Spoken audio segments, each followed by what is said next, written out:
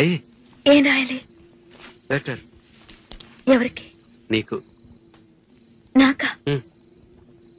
నాకు రాయడం రాదు. ఈ మధ్యన సంతకం పెట్టడం నేర్చుకున్నా. నాకు నువ్వు రాసే ఉత్తరం నేను రాసి నాకు చదివి వినిపించి తర్వాత నువ్వు చదువుకో. I like it. చెప్పు. నేను ఊహించుకుంటే కవిత మనసులో వరదలా పొంగుతుంది, కానీ అదంతా రాయాలని కూర్చుంటే అక్షరాలే, మాటలే. ఊహలన్నీ పాటలే కనుల తోటలో, అదే తొలి కలల కవితలే మాట మాటలో.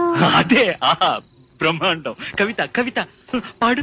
కమ్మని ఈ ప్రేమ లేఖనే రాసింది హృదయమే,